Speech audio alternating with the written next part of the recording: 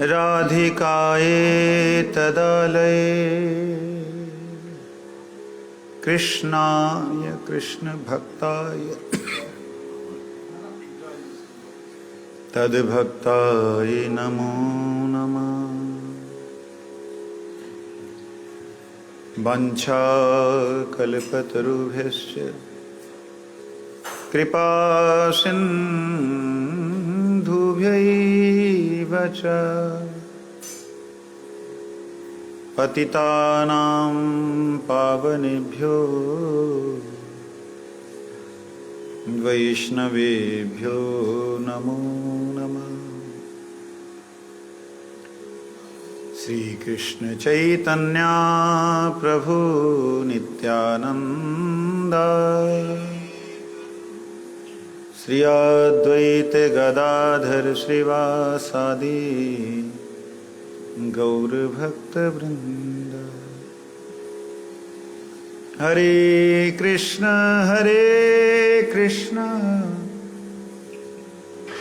कृष्ण कृष्ण हरे हरे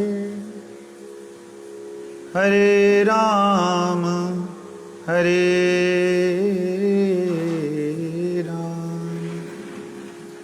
राम राम हरे हरे। भूमोस्वकलितपादानां भूमिरेवावलम्बनं त्वयि जातयपराधानां त्वमैव शरणं प्रभु त्वमैव शरणं प्रभु त्वमैव शरणं प्रभु। गोपाल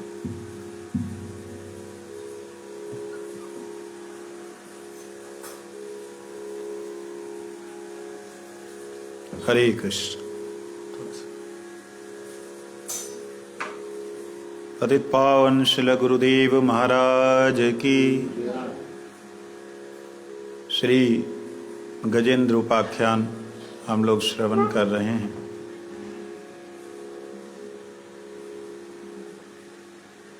कल हम लोगों ने श्रवण किया था,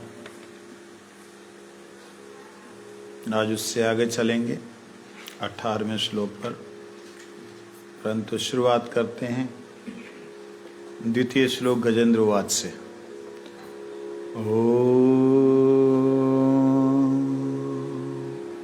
नमो भगवते तस्मै यत्तेतच्चिदात्मकं पुरुषयादिबीजाय परेशयाभिधीमहि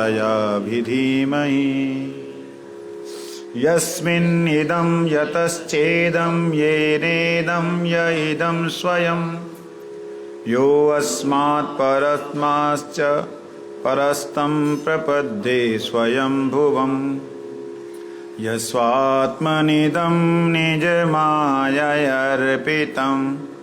क्वचिद्विभातं क्वच तत्तिरोहितम् अविद्धदृक्षाक्षुभयं तदीक्षते स आत्ममूलो अवतु मां परात्परा कालेन पञ्चत्वमितेषु कृष्णसो लोकेषु पालेषु च सर्वहेतुषु तमस्तदासीदगहनं गम्भीरम् यस्तस्य पारे अभिविराजिते विभो नायस्य देवा ऋषया पदं विदुर्जन्तु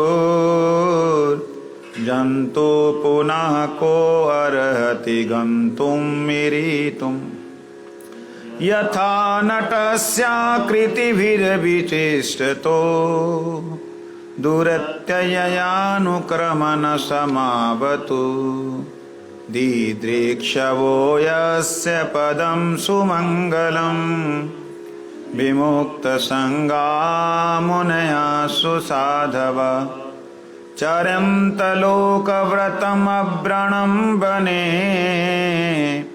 भूतात्मभूतासुहृदसमे गति न विद्यते यस्य च जन्म कर्म वा न नाम रूपे गुणदोष एव वा तथापि लोकप्यया संभवायया स्वमायया तान्यनुकालं मृच्छति तस्मै नमः परेशाय ब्रह्मणे अनन्तशक्तये अरूपाय दुर्रूपाय नमः आश्चर्यकर्मणे नमः आत्मप्रदीपाय साक्षिणे परमात्मने नमो गिरामविदुराय मनसश्चेतसामपि सत्त्वेन प्रतिलभ्याय नैष्कर्मण्ये विपश्चिताय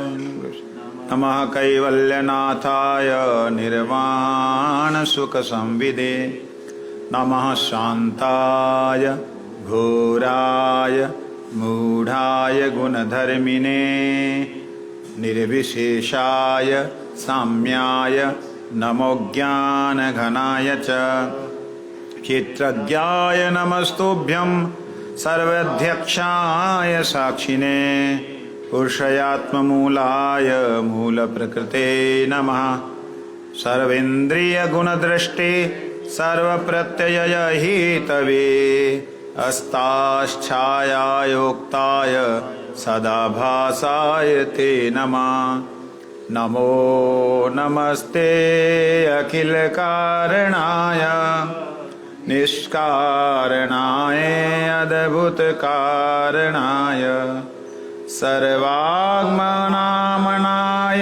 मार्णवाय नमो अपवर्गाय परायणाय गुणारणिचिन्नश्चिदौष्मपाय ततक्षोभविसुर्वजितमानसाय नैष्कर्म्यभावेन विवर्जितात्मा स्वयं प्रकाशाय नमस्करोमि मादृक्प्रपन्नपशुपाशविमोक्षणाय मुक्ताय भूरिकरुणाय नमो अलयाय स्वांशेन सर्वतनुभृन्नमनसि प्रतीता प्रत्यग्दृशे भगवते ब्रियते नमस्ते आत्मजाप्तगृहवित्तजनेषु शक्तैर्दुष्प्रापणाय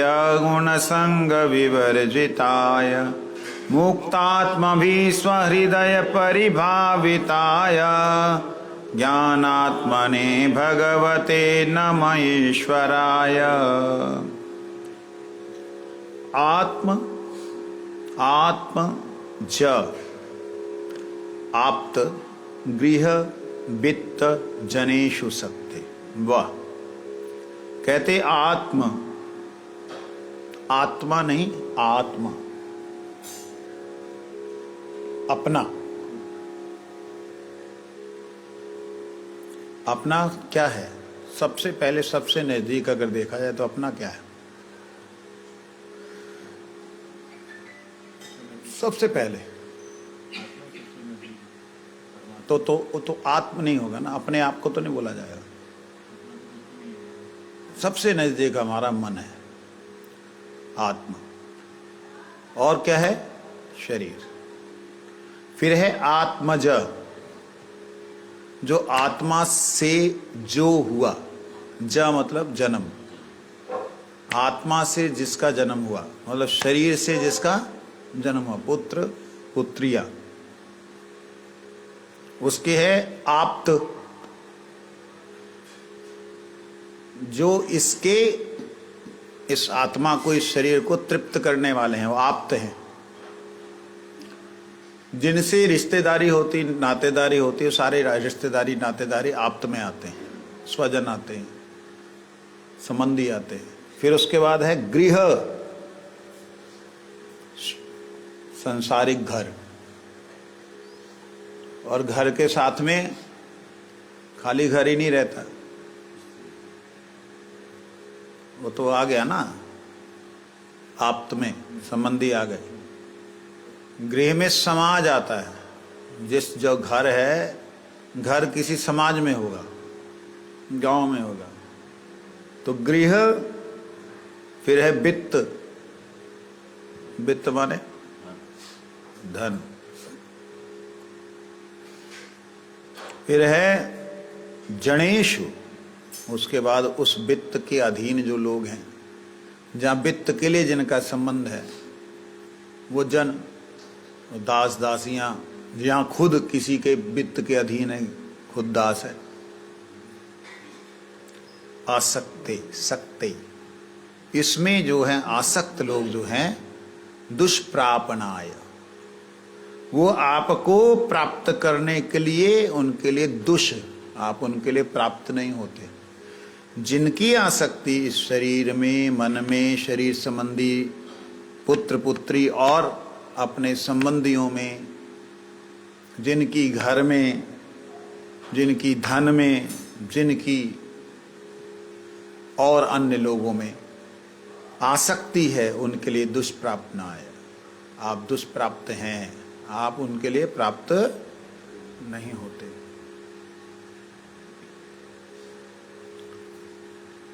गुणसंग विवर्जिताय मुक्तात्म भी स्वहृदय परिभाविताय। वाह,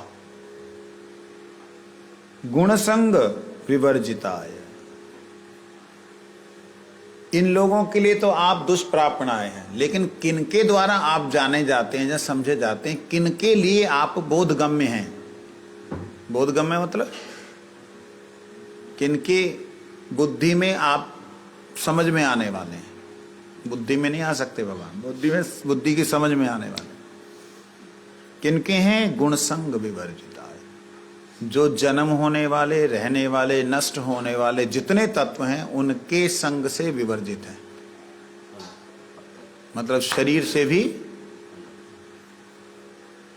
ज्यादा दूर, बाहर कहाँ जा रहे हो, शरीर से भी दूर। रजोगुण, सतोगुण, तमोगुण के संग दोष से जो सर्वथा अलग हैं, ऐसे कौन हो सकते हैं? ऐसे तो कोई नहीं देखा जाता। जिनका शरीर है, यहाँ तक कि नास्तिक लोगों के द्वारा और तथाकथित जो अपने आप को ज्ञानी कहते हैं उनके द्वारा, तो भगवान भी जो है त्रिगुण में जन्म लेते हैं, रहते हैं और चले जाते हैं। उनके हिसाब से तो ब्रह्म भी त्रिगुणा आसक्त और त्रिगुणा अधीन होता है। तो ये संग विवर्जिताय का मतलब क्या है? रजोगुण, सतोगुण, तमोगुण से उत्पन्न सृष्टि में जो रहते हुए भी उसके संग से विवर्जित है, अलग है, ऐसा कौन हो सकता है?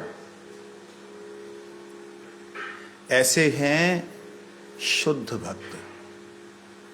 किस प्रकार से संग विवर्जित हैं?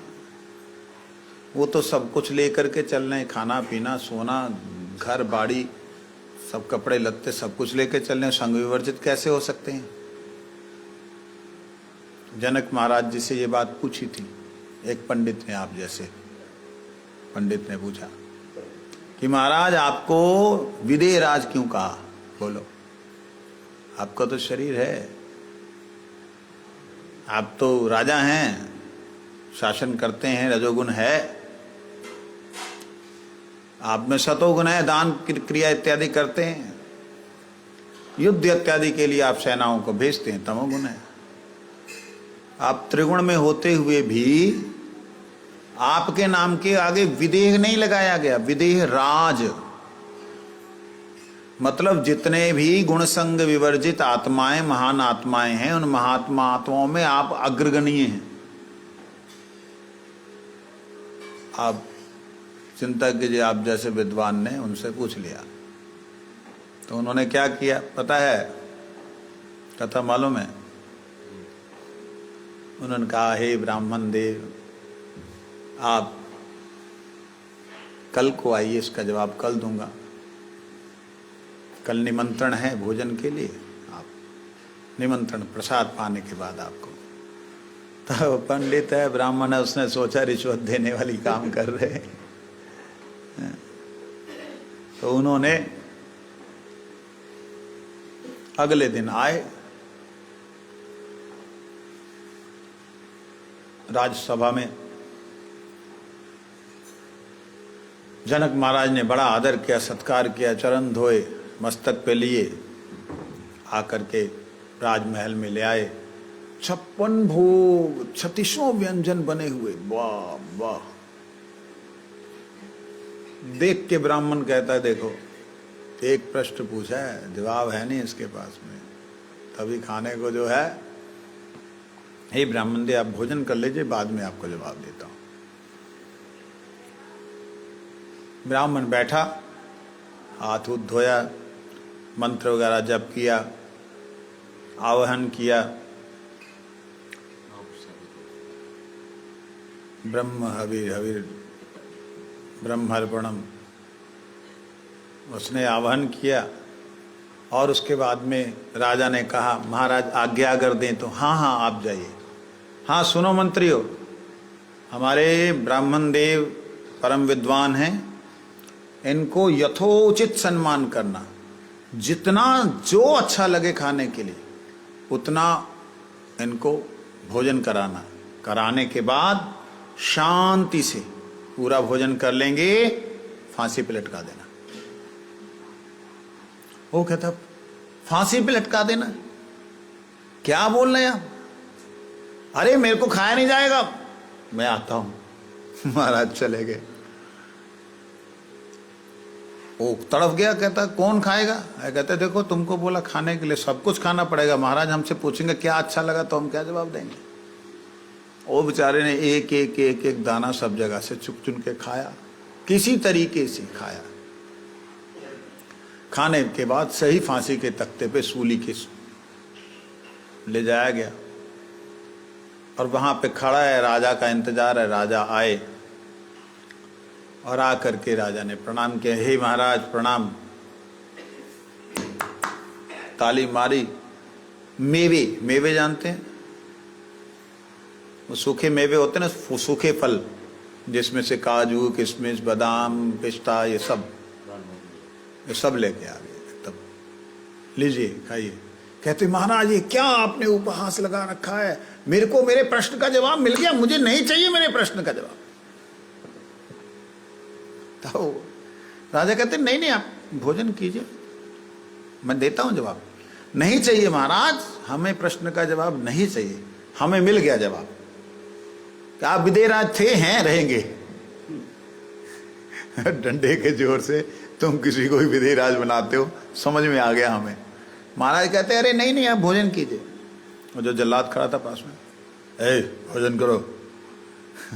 किसी तरीके से तो बड़े विनम्रता से बोला जनक महाराज ने कि हे राजन, आपको इन 56 भोग 36 व्यंजनों में से कौन सा पकवान, कौन सी मिठाई, कौन सा व्यंजन आपको अच्छा लगा, कृपया बताइए, दोबारा परोसा जाए। कहते आपने क्या उपहास कर रहे हैं मेरे मालिक, मेरे प्रभु, मैं समझ गया कि आप विदेहराज हैं, मैं लिखित रूप से देता हूं कि आप विदेहराज हैं। कहते नहीं, मैं जो पूछ रहा हूं बताइए। कहते अब क्या मजाक कर रहे हो? जिसके सिर के ऊपर मृत्यु नजर आ रही है उसको ये भोग पकवान, ये सब कुछ स्वाद अच्छा लगेगा? उसके लिए तो कुछ भी नहीं है, ये उसके लिए तो मृत्यु है केवल, इसको खाना भी मृत्यु है। तब राजन बोले, हे महात्मन क्षमा करना इस अपराध के लिए, परंतु आपने आज अपने सिर पे मृत्यु को देखा है, मैं तो हर समय हर क्षण मृत्यु को अपने सिर पे देखता हूँ। मैं किस प्रकार से भोजन करता हूँ जिस प्रकार से आपने किया। तो वो ब्राह्मण चरणों में गिरने लगा। महाराज ने भी क्षमा याचना की, उन्होंने भी क्षमा याचना की। तो इसे कहते हैं गुण संग विवर्जितात्म, जो गुण संग विवर्जित है, रजोगुण सतोगुण तमोगुण के संग से विवर्जित है। इसमें एक और बात आती है, अक्सर हम लोग जब इस संसार में रहते हुए रजोगुण सतोगुण तमोगुण के द्वारा प्रताड़ित होते हैं। प्रताड़ित होने का मतलब वो हमें थप्पड़ मारते जिधर हम उधर चले जाते हैं। जैसे अच्छा भला सब कुछ चल रहा है, अचानक से तमोगुण आता है, सब कुछ भंग करके चला जाता है। सब कुछ। तमोगुण व्यक्ति नहीं आता, तमोगुण दिमाग में भाव आता है। रजोगुण जब आता है तो दान करने की, पुण्य करने की, भोग करने की इच्छा होती है। सतोगुण जब आता है तो साधन भजन और दान पुण्य करने की इच्छा होती है। इस प्रकार से हम सभी लोग जितने भी जीव हैं सारे के सारे त्रिताप के द्वारा प्रताड़ित हैं। इनके संग से विवर्जित कौन होता है? भगवान गीता में कहते हैं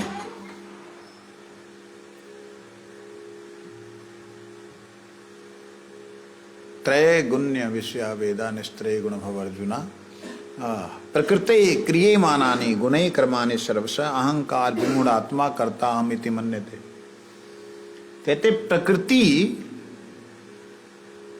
क्रियमानानि, वास्तविकता में जो प्रकृति है, माया देवी है, वही क्रियमान है, वही कर्म कर रही है, वही क्रिया करवा रही है।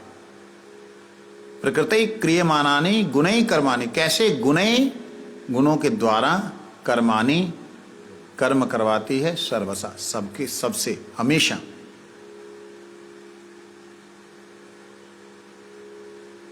अहंकार विमूढ़ात्मा, जो विमूढ़ आत्मा है, विमूढ़ मतलब विशेष रूप से मूढ़ है, समझाने पे भी नहीं समझता, उसको विमूढ़ कहते हैं। करता हम, मैं कर रहा हूं। अरे वो कर तो रजोगुण सतोगुण तमोगुण के द्वारा प्रकृति है, माया करवा रही, मैं कर रहा हूं, इस भाव के कारण अपने मन में अभिमान ले बैठता, वही अभिमान उसके पतन का कारण होता। प्रश्न ये है कि अगर प्रकृति करवा रही तो इस बच्चे का क्या दोष है? मतलब जीवात्मा का क्या दोष है? वो अगर अहंकार कर भी ले तो भी क्या दोष है? तो यहां थोड़ी बात सूक्ष्म है, विचार करने वाली।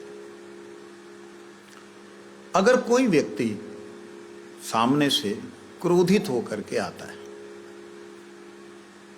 और आग बुबुला है, उसको कुछ अच्छा नहीं लगा और वो अब कुछ अच्छा रखने नहीं देना चाहता, ठीक है, मान लो। अगर हम उसे आता देख करके ये समझ लें कि ये तमोगुण के द्वारा प्रताड़ित होकर के आ रहा, बेचारा ये बंदा अच्छा है, ध्यान देना, आदमी सही है, तमोगुण के कारण से ऐसा है, तो हम उस गुण के संग से विवर्जित हो जाएंगे। समझ लगी? वो गुण तो आया मेरे पास में, लेकिन उस गुण के द्वारा उसके अनुसार नहीं चल पड़ेंगे, उसके साथ नहीं चल पड़ेंगे। गुण संग विवर्जित आत्मा। अब माना जाए कोई सामने से व्यक्ति भोग वृत्ति लेके आया, वासनामय दृष्टि से, कुछ चल आज ऐशो आराम करते हैं, इधर माल खाते हैं, उधर ये खाते हैं, आया, तो आपको मालूम पड़ा कि ये बंदा बहुत सही है, अब ये रजोगुण के द्वारा प्रताड़ित हो, इसलिए इसके अंदर ये सारी क्रियाएं आ रही। चलो थोड़ी देर इसके साथ बैठते हैं, लेकिन आप लिप्त नहीं हो रहे हैं, तो ये है रजोगुण से भी संग विवर्जित। सतोगुण, सतोगुण में तो लिप्त होना चाहिए, लेकिन सतोगुण से भी गुण संग विवर्जित, सतोगुण से भी जो धर्म मोक्ष के लिए किया जा रहा है, जो कर्म मोक्ष के लिए किया जा रहा है, जो अर्थ मोक्ष के लिए दिया जा रहा है, उस सतोगुण से दूर रहना। कि ये सतोगुण में प्रेरित होकर के दान कर रहा है, अपना नाम लिखवा रहा है, इसमें भी राजसिक दोष है, शुद्ध सत्व नहीं है। मैं ऐसा नहीं करूंगा, मैं जो सेवा करूंगा किसी को समझना है तो गुप्त रूप से।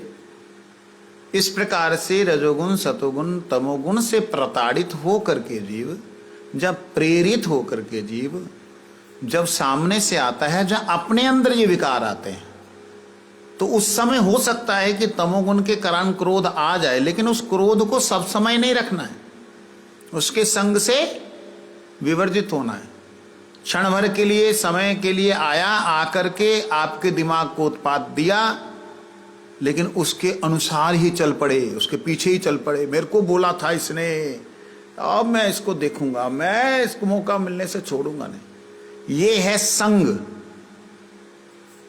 तमोगुण आया था, किसी कारण से मेरा आपका विवाद हुआ, वार्तालाप हुआ और तू मैं हुई, गाली गलोच हुआ, लड़ाई झगड़ा हुआ, लेकिन संग विवर्जित, पहली बात होना नहीं चाहिए। अगर हुआ तो चाहे उसके कारण से चाहे मेरे कारण से, मैं उसको अपने भीतर न स्थान दूं। फिर वैसे के वैसे, फिर वैसे के वैसे बुलाना, वैसे के वैसे बात करना, वैसे। ये है गुण संग विवर्जित आत्म।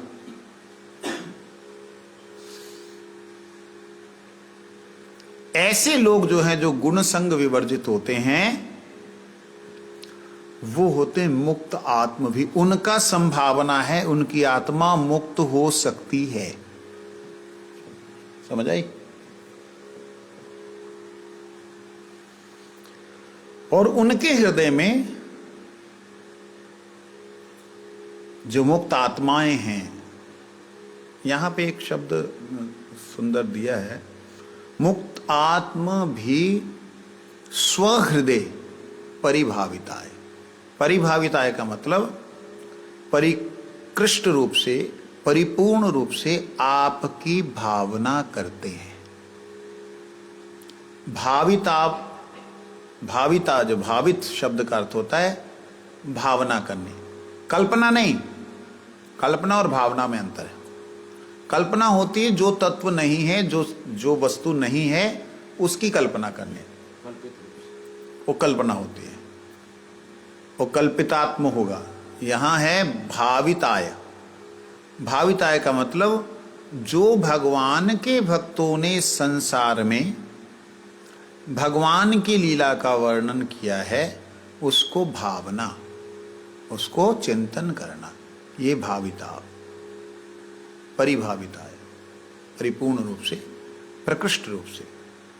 मुक्त लोग, जो मुक्त आत्म भी हैं, जो इन गुण संग से विवर्जित हैं, वो अपने हृदय में हे प्रभु आपका भावना करते हैं।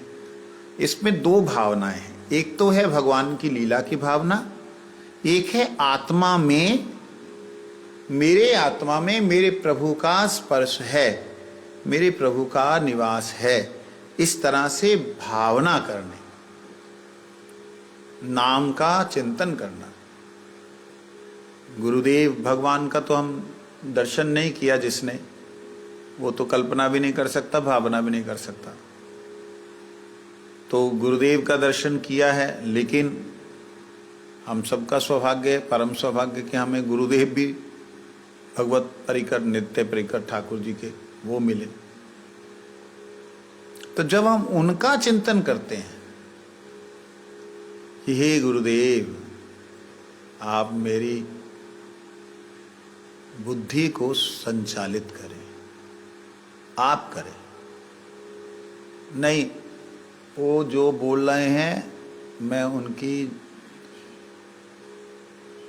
सुनूंगा नहीं, लेकिन फिर भी मेरी बुद्धि उसमें जो है उद्वेगित हो रही है, मेरी बुद्धि उसमें जो है परेशान हो रही है। आप संचालित करें, आप ही करें। इस प्रकार से भावना करते करते जीवात्मा मुक्ति के मार्ग पे चल पड़ती है। परंतु यहाँ पे बोला गया है जो मुक्त आत्म भी हैं, जिनकी आत्मा मुक्त अवस्था में स्थित हो चुकी है, जीवन मुक्ति अवस्था प्राप्त हो चुकी। जीवन मुक्ति मतलब जानते हैं, जीवन रहते रहते मुक्त अवस्था में पहुंच गए हैं। ऐसे जो महापुरुष लोग हैं वो आपको अपने हृदय में भावना करते हैं। कैसे भावना करते हैं? ज्ञान आत्मने। किस प्रकार से कि आप सारे अखंड ज्ञान की आत्मा स्वरूप आप ही हैं। ज्ञान आत्मने भगवते, हे भगवान आप ही अखंड ज्ञानमय तत्व हैं, आप ही सर्व ईश्वर हैं। मेरा आपको प्रणाम है। देखिए है गजराज, बोल कितनी गंभीर बातें रहा है। मजाक है क्या ये सब बातें बोलना?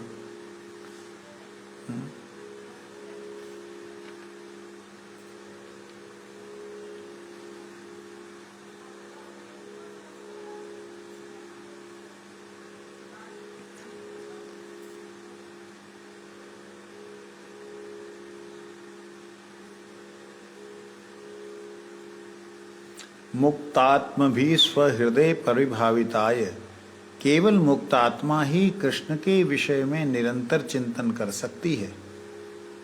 ऐसा व्यक्ति बड़ा, सबसे बड़ा योगी होता है। योगी शब्द का प्रयोग किया गया। भगवान श्री कृष्ण गीता में कहते हैं,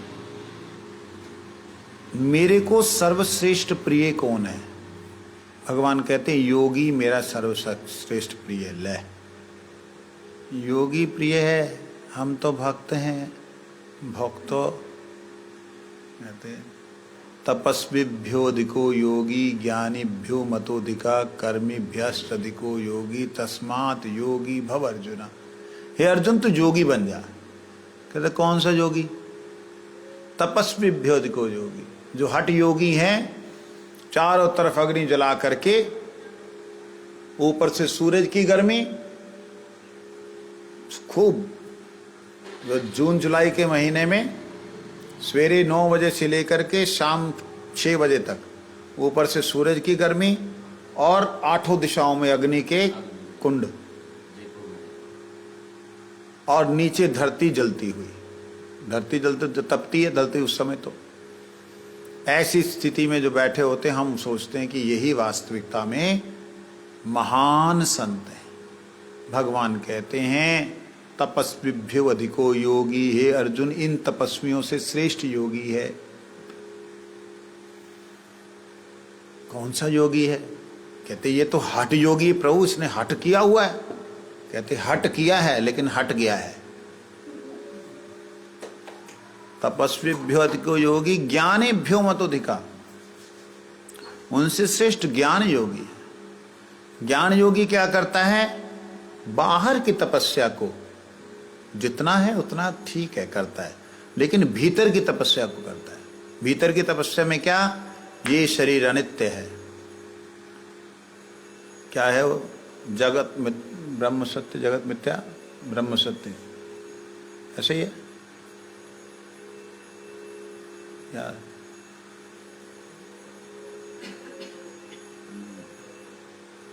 सारे शास्त्र वेद पुराणों का एक ही मत है कि जगत मिथ्या है, ब्रह्म सत्य है।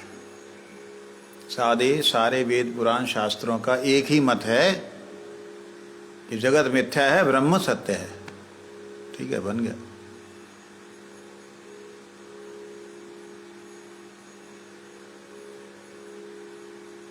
तो कहते हैं, इस प्रकार से जो चिंतन करता है, ब्रह्म सत्य और मैं क्या हूं, सो हम वही ब्रह्म हूं। कहते हैं वो तपस्वी से श्रेष्ठ ये योगी है। कौन सा? ज्ञान योगी।